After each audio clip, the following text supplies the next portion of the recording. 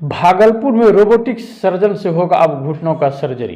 भागलपुर से एक अहम खबर, जहां भागलपुर में डॉक्टरों का एक अच्छी पहल पर एक बड़ी उपलब्धि मिली है। जहां भागलपुर के आनंद क्लिनिक में कोलकाता के डॉक्टर सूर्यदेव सिंह द्वारा घुटनों का सर्जरी बिना चीरफाड़ के अब रोबोटिक सर्जरी द्वारा किया जाएगा।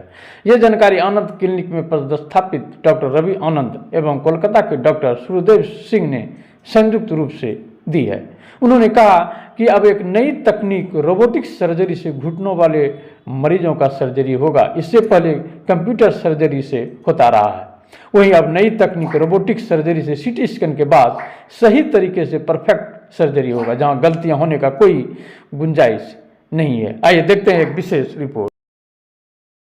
नमस्कार, मैं डॉक्टर रवि आनंद, फैमिली फिजिशियन। मैं आनंद क्लिनिक में स्थापित हूँ और हमारा अस्पताल ऑलरेडी फिजिशियन और गायनेक से भरा हुआ था और आज हमारे साथ डॉक्टर सूर्यदेव सिंह जी हमें ज्वाइन किए हैं एज ए रोबोटिक सर्जन।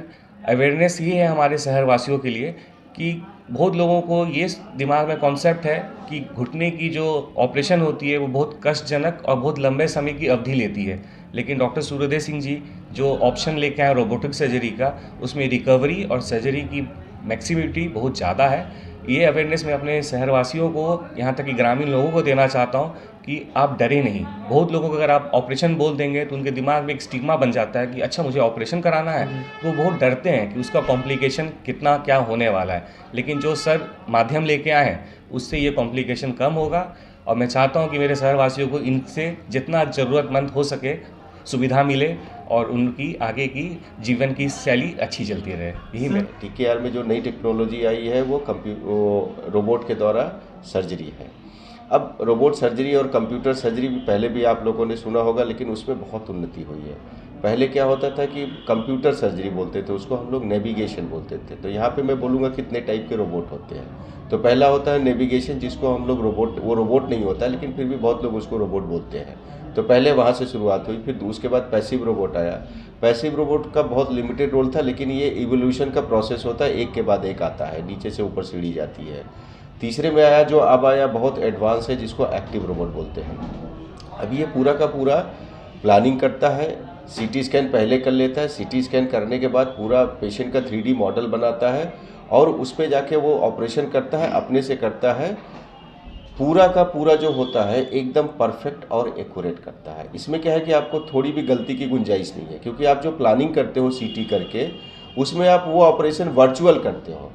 काल्पनिक ऑपरेशन आप 1 बार 2 बार 3 बार कर सकते हो, जब तक आप पूरे संतुष्ट ना हो जाए। तो यही इसका एडवांटेज है। अच्छा, संतुष्ट होने के बाद क्या होता है, आपने जब उसका जो है प्लानिंग कर ली, वर्चुअल सर्जरी में आप संतुष्ट हो गए, तो रियल सर्जरी उतने ही परफेक्शन से वो करता है। अब जैसे आपको बोले कि अगर मान लीजिए कि कपिल देव भी, वो भी जो है नो बॉल वाइट बॉल फेंकते थे, लेकिन जो बॉलिंग मशीन है आप उसको जहाँ बोल देंगे वही फेंकेगी, सिर्फ उसको डायरेक्शन चाहिए होता है। तो ये डिफरेंस होता है कि आपको कैसे आपका मशीन सर्जन के बाहर नहीं है। सर्जरी उसकी बहुत एक्यूरेट है, वो वही करती है जो उसका सर्जन चाहता है, लेकिन उसका एक्यूरेसी बहुत हाई है। अब बताते हैं जैसे हम लोग करते हैं। अब हम लोग जो ऑपरेशन रोबोट के माध्यम से करते हैं, चीरा कम लगता है, दर्द बहुत कम होता है, पेशेंट 2 घंटे में चलने लगता है। हम लोग कोई पाइप नहीं लगाते क्योंकि ब्लड लॉस बहुत कम होता है। देखिए कभी ऑपरेशन में बहुत सारा पाइप लगा रहता है कि जो ब्लड निकलेगा उसको निकालने के लिए, तो कोई पाइप नहीं लगी रहती है। हम लोग सिलाई भी नहीं करते हैं, आजकल पेशेंट सिलाई भी नहीं होता। और अब तो ऐसा हो गया कि अगर आप 2 दिन बाद नहाना चाहें तो आप नहा भी सकते हैं, बिना पट्टी के घर भी जा सकते हैं। तो बहुत सारे एडवांटेज हुए हैं। और दूसरा जो एडवांटेज है वो ये है कि ये लंबा चलता है। अगर हमारा कोई चीज़ जो है 20-25 साल चल रही है, तो इसकी उम्र जो है 5, 7, 10 साल बढ़ जाती है जब हम रोबोट से करते हैं। तो रोबोट के फ़ायदे बहुतेरे हैं। इसमें एरर के चांसेस बहुत कम है। खुद तो ये गलती नहीं करता है, लेकिन जो ह्यूमन एरर होती है, जिसको बोलते हैं कि भाई आदमी है, उससे गलती हो ही सकती है, कितना भी बड़ा सर्जन हो, उसको ये बहुत मिनिमाइज कर देता है। इसमें इन्फेक्शन के रेट भी कम हो जाते हैं।